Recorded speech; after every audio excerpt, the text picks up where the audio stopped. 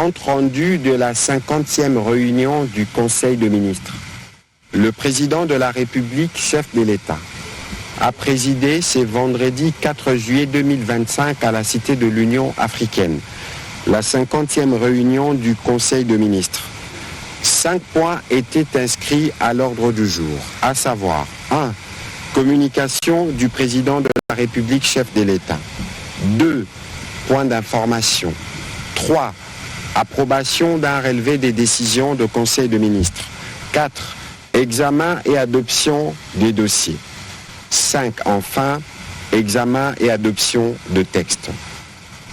La communication du président de la République a porté sur 2 points principaux, à savoir 1. De la résurgence préoccupante de l'épidémie de choléra à Kinshasa. Le président de la République suit avec la plus grande préoccupation l'évolution de l'épidémie de choléra qui frappe actuellement dans la ville-province de Kinshasa, exposant gravement la santé de nos concitoyens, en particulier dans les quartiers les plus défavorisés. En ce moment de détresse, il a adressé toute sa solidarité aux familles endeuillées ou touchées par la maladie et il a rendu un hommage appuyé au personnel soignant, aux équipes de première ligne et aux agents communautaires qui, avec courage et abnégation, s'emploient à sauver des vies. Cette flambée épidémique n'est pas seulement une urgence sanitaire. Elle est le symptôme d'un enchaînement de vulnérabilité accumulé notamment avec les inondations récentes qui ont gravement détérioré les infrastructures d'assainissement, contaminé les sources d'eau potable et déplacé des milliers de personnes, les exposant à des conditions de promiscuité et d'insalubrité qui favorisent la propagation du choléra. Les derniers bulletins épidémiologiques fait état d'une progression alarmante. Rien que pour la semaine du 23 au 29 juin 2025, 4 nouvelles zones de santé ont enregistré de cas de choléra, portant à 25 le nombre total de zones touchées sur le 35 compte la capitale Kinshasa. Nos capacités hospitalières et funéraires sont sous forte tension et la menace d'une épidémie généralisée, notamment dans le camp des sinistrés, se dessine. Face à ces tableaux préoccupants, le président de la République a appelé à une mobilisation nationale lucide et résolue. Sous la coordination de la Première ministre, il a instruit le gouvernement à travers le ministère de l'Intérieur, de l'Environnement, des Ressources hydrauliques et électricité, de la Santé, des Affaires sociales, de la Communication et des médias, en concertation avec son cabinet et le gouvernement provincial de Kinshasa, à prendre sans délai les mesures suivantes.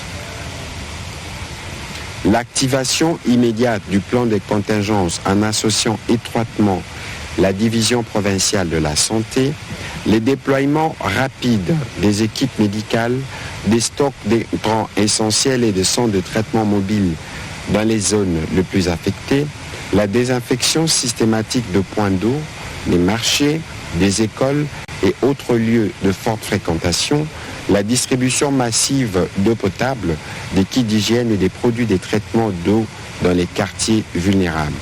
Le renforcement de la surveillance épidémiologique, du dépistage communautaire et de la communication de proximité afin de sensibiliser les populations, de lutter contre le rumeur et de favoriser une adhésion collective aux consignes sanitaires.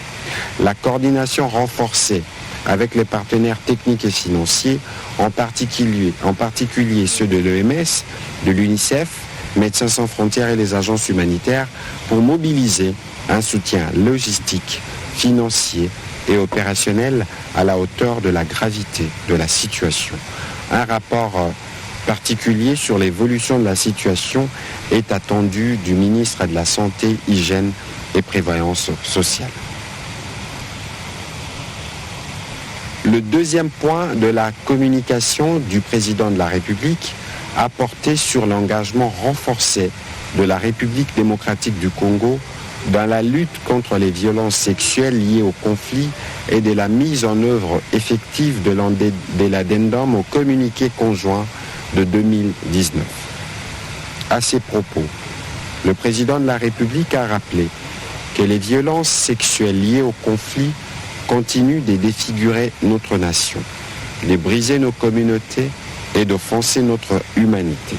Alors que nous aspirons à une république digne, stable et souveraine, il est impératif de traiter ces tragédies nationales avec rigueur et l'urgence qui s'impose. En plus, en 2023, plus de 123 000 cas ont été officiellement recensés et des milliers d'autres l'ont été depuis par le CICR, Médecins sans frontières et les Nations Unies.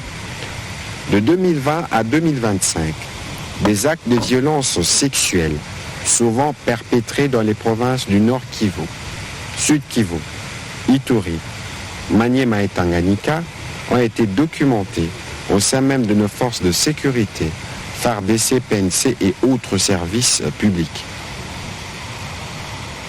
Ces faits d'une gravité extrême engagent désormais la responsabilité du commandant tant dans l'armée que dans la police nationale. Personne ne saurait se dérober des actes commis sous son autorité. Même les volontaires pour la défense de la patrie Wazalendo doivent recevoir des directives claires à ces sujets. Le président de la République a rappelé que notre pays a signé en 2013 un communiqué conjoint avec les Nations Unies, renforcé en 2019 par un addendum contraignant. Ces engagements doivent être appliqués sans délai. À cet effet, il a personnellement échangé avec Mme Pramila Patten, sous-secrétaire générale des Nations Unies, pour établir une feuille de route opérationnelle en lien avec le ministère concerné. Ainsi, il a instruit formellement les autorités suivantes à mettre en œuvre des actions concrètes, mesurables et irréversibles. Le vice-premier ministre, ministre de l'Intérieur, d'exécuter le plan d'action de la police nationale congolaise, de désigner un point focal et d'interdire toute promotion d'agents impliqués. Le vice-premier ministre, ministre de la Défense, d'exclure tout militaire coupable de documenter les abus et de faire signer des engagements au commandement. La ministre d'État, ministre des Affaires étrangères, d'intensifier les démarches pour repositionner notre pays au Conseil de sécurité. Le ministre d'État, ministre de la Justice, garde des Sceaux, de donner des injonctions de poursuite sans complaisance contre les auteurs et de proposer les réformes législatives nécessaires. La coordination présidentielle en charge de la jeunesse, des femmes et de la lutte contre la traite, d'assurer le suivi de l'addendum, produire des rapports périodiques, renforcer la redevabilité et améliorer l'accessibilité de la ligne verte 122. Un rapport d'exécution est attendu dans un délai de 30 jours. Dans la suite de la communication du président de la République, la première ministre chef du gouvernement est revenue sur son séjour à Rome en Italie, à Osaka et Tokyo au Japon. Au cours du sommet conjoint sur le plan Mattei et Global Gateway tenu à Rome le 20 juin 2025, elle a présenté l'évolution du développement du corridor de Lobito, qui est un programme structurant autour de minerais critiques, de la création d'emplois et de la construction des infrastructures dans un partenariat gagnant-gagnant. Elle a également présenté le projet Inga 3, pour lequel certains entrepreneurs italiens ont exprimé un grand intérêt. Quant à son séjour au Japon, où elle a séjourné du 24 janvier au 1er juillet 2025, sa mission était marquée d'une série d'activités clés, dont les forums économiques sur les investissements en RDC, organisés en marge de l'Expo universelle, la célébration de la fête de l'indépendance de notre pays organisée par les autorités japonaises, ainsi que plusieurs audiences accordées à différentes personnalités. Elle a notamment eu un échange de haut niveau avec son homologue, le Premier ministre japonais, M. Shigeru Ishiba, autour des enjeux internationaux et aussi de son intérêt à investir dans la chaîne de valeur des minerais stratégiques en République démocratique du Congo. En marge du forum économique sur les investissements en RDC, organisé par l'ANAPI, des contacts stratégiques ont été noués avec des investisseurs japonais. À ce titre, 22 entreprises envisagent de s'implanter dans notre pays à la suite de 4 déjà présents tels que AML, dont elle a parrainé la signature de mémorandum avec une société congolaise, à l'occurrence Kerit Ressources, John Venture, qui travaillera à exploiter du manganèse dans la province du Congo central. Dans la poursuite de ces échanges, la Première ministre a tenu le 27 juin 2025 à l'Université d'Osaka un exposé académique sur le thème du statut de la jeunesse et des femmes en RDC, valeurs et significations pour les sociétés africaines et japonaises. De retour à Kinshasa, elle a présidé le jeudi 3 juillet 2025 la réunion du comité de conjoncture économique qui a porté sur 2 points, notamment l'analyse de la note de conjoncture économique hebdomadaire ainsi que les réflexions sur les répercussions potentielles d'un choc exogène sur notre économie nationale.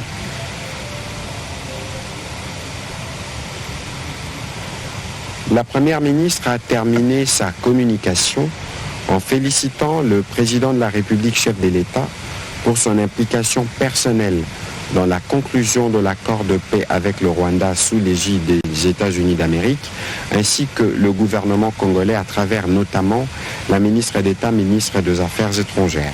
Cet accord constitue un jalon déterminant dans les processus de consolidation d'une paix durable face à une agression qui perdure depuis plus de 3 décennies.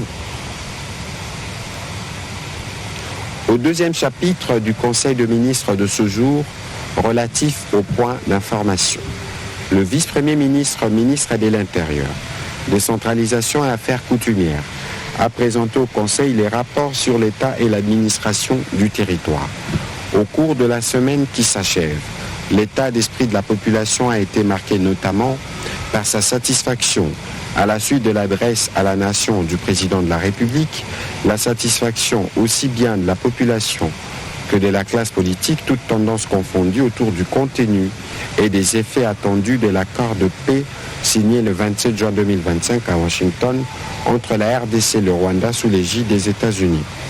L'exaspération de la population dans les zones occupées par les terroristes RDF M23 AFC à la suite des tueries, atrocités, rafles de jeunes et incendies de villages. Sur un autre chapitre, le vice-premier ministre, ministre de l'Intérieur, a indiqué avoir présidé le mardi 1er juillet 2025 la réunion de sécurité sur la criminalité, spécifiquement les braquages, le banditisme urbain et périurbain, ainsi que les phénomènes de coupeurs de route. Les instructions précises ont été données, des mesures ont été renforcées et des autorités des services ont été responsabilisées pour mettre fin à ces différents fléaux.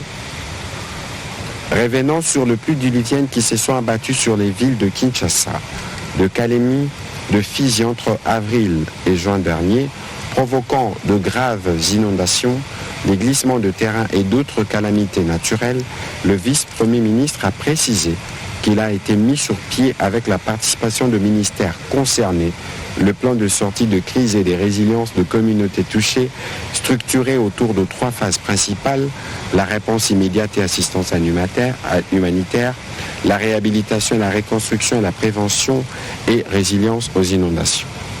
Ces plans est assorti d'un budget nécessitant une coordination multisectorielle et un partenariat entre le gouvernement, les autorités locales, les ONG et la société civile, ainsi que les partenaires techniques et financiers. Il vise à permettre le retour des sinistrés dans leur milieu d'habitation et d'éviter à la République d'autres dépenses supplémentaires considérables. Toujours sur ces chapitres sécuritaires, le vice-premier ministre, ministre de la Défense nationale, a pour sa part informé le membre du Conseil de la situation sécuritaire et opérationnelle des défenses sur le terrain. Dans le Nord Kivu, Les dispositifs de nos forces sont demeurés inchangés avec la poursuite des opérations conjointes contre les ADF MTM dans la forêt des Mangurujipa en territoire de Lubero. Parallèlement, les FARDC sont restés en alerte face aux tentatives d'attaque de leur position par les agresseurs et leurs alliés. Dans les Sud Kivu, des lignes de front sont restées échangées où les FARDC opposent une résistance farouche à toutes les tentatives de progression de l'ennemi. Dans ces contextes, les capacités de surveillance ont été considérablement renforcées sur l'ensemble du territoire concerné. C'est ainsi que la force aérienne a intercepté et neutralisé un aéronef ennemi alors qu'il tentait d'assurer le ravitaillement des éléments hostiles dans les territoires de Fizi, particulièrement à Minembwe. Dans les triangles Congo central, Kinshasa et Grand Bandundu, les forces armées de la République démocratique du Congo poursuivent sans relâche la traque des éléments Mobondo restés hostiles aux initiatives de paix menées dans cette partie du pays. Une avancée significative est observée dans les opérations menées contre cette milice dont l'impact sur la population civile connaît une nette diminution depuis plusieurs semaines. Dans d'autres provinces, en l'absence des menaces directes avérées dans leur zone de responsabilité respectives, commandants des régions militaires ont apporté leur appui aux actions menées par la police nationale congolaise contre les différentes formes de criminalité urbaine enregistrées au cours de cette semaine. Le ministre de la Pêche et l'Élevage a, au nom du ministre de la Santé, en mission, brossé la situation épidémiologique en République démocratique du Congo. En ce qui concerne le Mpox, il s'est observé, par rapport à la semaine passée, l'augmentation à la 25e semaine de cas suspects passant de 394 à 530. Des actions de riposte sont en cours afin de venir à bout de cette épidémie. Pour ce qui est du choléra, la tendance à la 25e semaine épidémiologique est marquée par une hausse du nombre de nouveaux cas, passant de 1271 à 1551 de cas suspects, dont 46 décès, soit une létalité de 2,9% contre 3% à la 24e semaine. La province du Sud Kivu reste la plus touchée au cours de cette période, avec 37% de cas dans tout le pays. La ville de Kinshasa fait face également à une résurgence épidémique de choléra, avec 25 zones de santé touchées, rapportant des cas suspects et d'autres cas confirmés. Les dispositifs de riposte est opérationnel avec des actions d'investigation, des prises en charge de malades et de prévention. Note d'information relevant du ministère des Affaires foncières. La ministre d'État, ministre des Affaires foncières, a présenté au Conseil une note d'information à deux volets. Le premier volet portait sur la tentative de spoliation de l'extension de la pépinière de Bandalungwa dans la commune de Bandalungwa ainsi que les mesures prises par le ministère. En effet, cet espace de 5 hectares 43 arts, 12 centiares et 30 centimes, a fait l'objet d'une tentative de spoliation par des individus cherchant à se l'approprier illégalement. Cette opération frauduleuse s'est manifestée par la production de faux documents fonciers de la part d'une succession dite à Lungwa Bofosa, des manœuvres visant à contourner les procédures légales d'acquisition par la société CIM. Le tout avec l'implication de certaines autorités et autres acteurs locaux pour faciliter cette spoliation. Grâce à l'intervention rapide du ministère, l'espace foncier concerné a été préservé et maintenu sous la gestion de l'État. Cette action s'inscrit dans une dynamique plus large de protection du patrimoine foncier de l'État et des renforcements de mécanismes de gouvernance foncière. Le deuxième volet de son intervention a porté sur la proposition des résolutions définitives du conflit foncier dans les concessions d'Aipen, ICCN et les sites touristiques de Nantsele. La ministre d'État, ministre des Affaires foncières, a signalé que sur ces concessions, plusieurs occupations et prétentions se superposent et portent atteinte au fonctionnement et à l'accomplissement des missions de ces établissements publics. L'objectif poursuivi délimiter la superficie de chaque structure, fixer de manière définitive leur étendue, apporter une solution sociale face aux cas nombreux d'occupations enregistrées par 2 tiers et mettre fin aux conflits fonciers causés par ces occupations. La ministre d'État, ministre des Affaires foncières, a sollicité du gouvernement la prise d'acte des mesures envisagées pour protéger les patrimoines de l'État dans les sites précités, ce qui a été fait parce que le Conseil a pris acte de cette note d'information. Note d'information relevant du secteur de finances. Le ministre des Finances a pour sa part fait le point aux membres du Conseil des réformes en cours pour l'amélioration de l'offre de financement à moyen et long terme. En ce qui concerne l'état d'avancement du projet de création de la Caisse des dépôts et consignations, il a indiqué que son ministère, avec l'appui technique et financier du Programme des Nations Unies pour le développement, vient de conclure avec satisfaction l'étude diagnostique stratégique sur les sources des financements insuffisamment exploitées. En plus de cette cartographie, l'étude a rappelé la nécessité de centraliser toutes ces ressources disséminées dans plusieurs banques et compte dans une caisse des dépôts et consignations en vue de faciliter leur canalisation vers les investissements publics prioritaires. Un projet de loi relatif à la création d'une caisse des dépôts et consignations est en cours de finalisation et sera soumis au Conseil dans les jours qui viennent. Quant à la relation entre la Caisse des dépôts et consignations et la Banque de développement, le ministre des Finances a évoqué le fait qu'excepté la question du capital social, estimé à 150 millions de dollars, et du siège de l'institution, les autres éléments du dossier des demandes d'agrément sont actuellement prêts pour être soumis à l'agrément de la Banque centrale du Congo. Toutefois, la réforme en cours prévoit de faire de la Banque des développements une filiale de la Caisse des dépôts et consignations. Dans ces cadres, la Banque des développements assurera d'une part la fonction du caissier de la Caisse des dépôts et consignations et d'autre part celle de l'instrument de financement de l'économie à partir de ressources centralisées en ses livres. Ces ressources longues devenant stables, sa dépendance vis-à-vis des emprunts extérieurs sera limitée et sa résilience renforcée.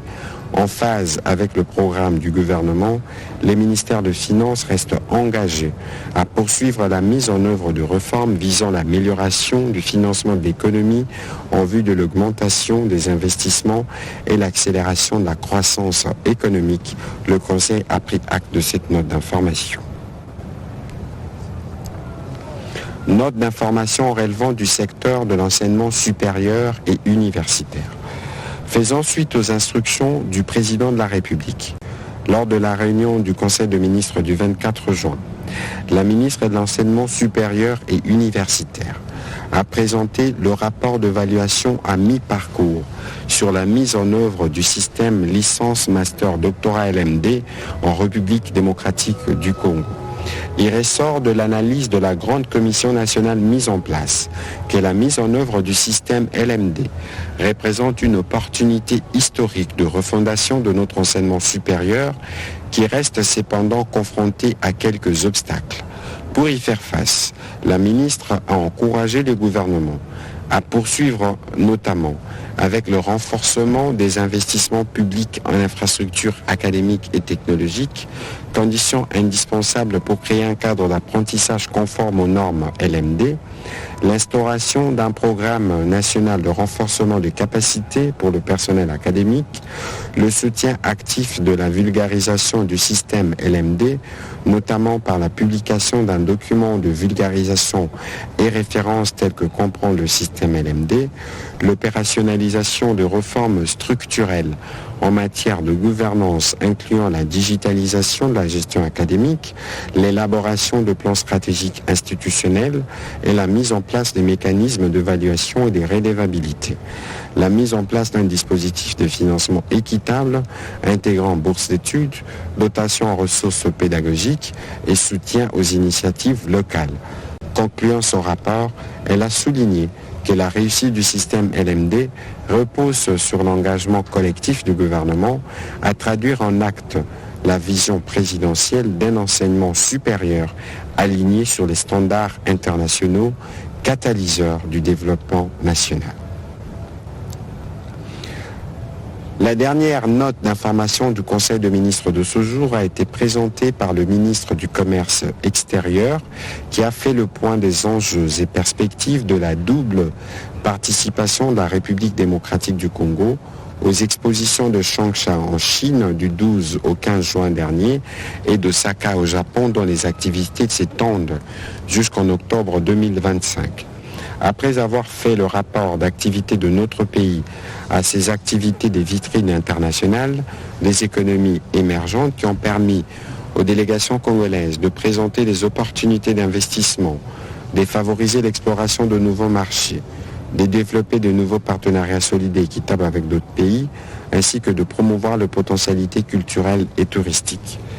À l'issue de cette participation croisée aux expositions de Changsha et d'Osaka, le gouvernement se voit plus déterminé dans sa démarche de voir le commerce extérieur contribuer dans les 5 prochaines années à l'amélioration significative de l'image de marque du pays à travers le monde, le rendant plus fréquentable pour des investissements directs étrangers et l'accroissement de sa capacité de production et des exportations.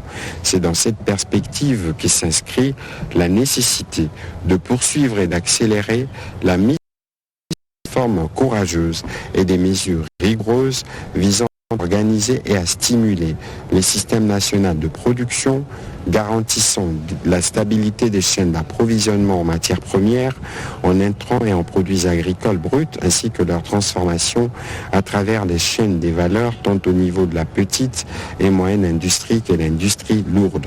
Le ministre du Commerce extérieur a conclu son rapport par une série de recommandations stratégiques au gouvernement pour cristalliser la nouvelle dynamique d'amélioration et de la participation de la République démocratique du Congo aux foires et expositions à travers le monde.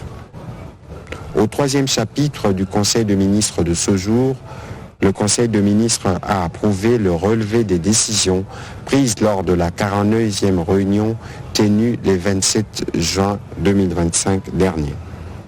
Au 4e chapitre du Conseil de ministres de ce jour, relatif à l'examen et à l'adoption du dossier un dossier relevant du secteur du portefeuille, le ministre du portefeuille a soumis au Conseil le dossier relatif à la situation de la sucrière du Kivu qui nécessite la prise en main du gouvernement pour sauver cette entité agro-industrielle stratégique de la province du Sud Kivu et dont le potentiel de production du sucre demeure une opportunité économique et sociale pour la population.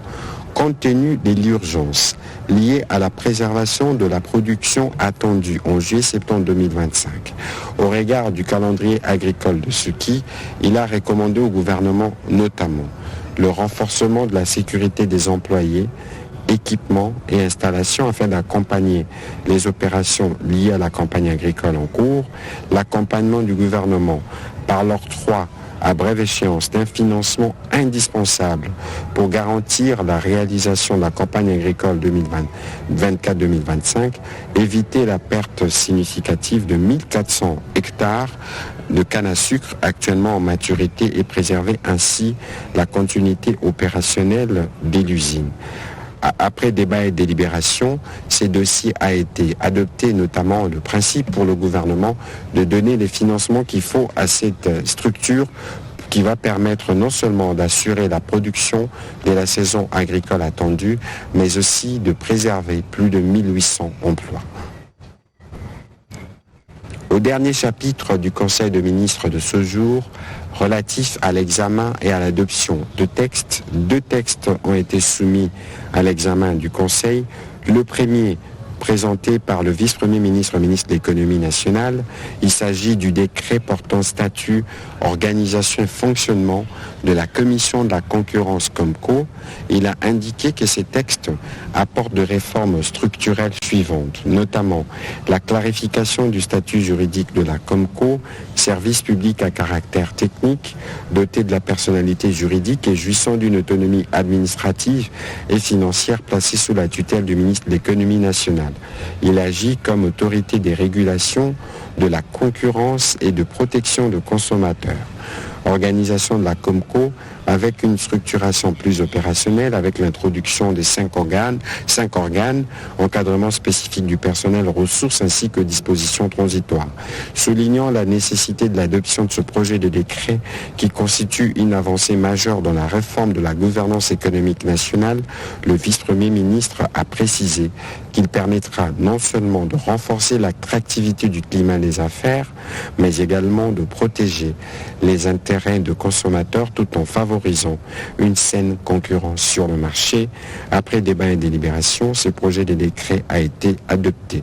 Le deuxième texte a été soumis par le vice-ministre de la Justice et Contentieux international, assurant l'intérim du ministre d'État, ministre de la Justice, le projet d'ordonnance-loi portant autorisation de la prorogation de l'état de siège dans les provinces de d'Ituri et du Nord Kivu pour une période de 15 jours prenant cours le 6 juillet 2025. Après débat et délibération, le Conseil a adopté ces projets d'ordonnance-loi. Avant la clôture du Conseil de ministres de ce jour, la première ministre chef du gouvernement a tenu à féliciter le ministre d'État, ministre du Budget, le ministre des Finances, le ministre du Plan, ainsi que tous les services qui ont été impliqués dans le travail qui a permis l'approbation d'un nouveau programme avec le Fonds monétaire international qui a déclenché la mise à disposition d'à peu près 268 millions de dollars qui viendra renforcer les stocks de réserves de change. Commencé à 14h29, la réunion du Conseil a pris fin à 18h50. Je vous remercie.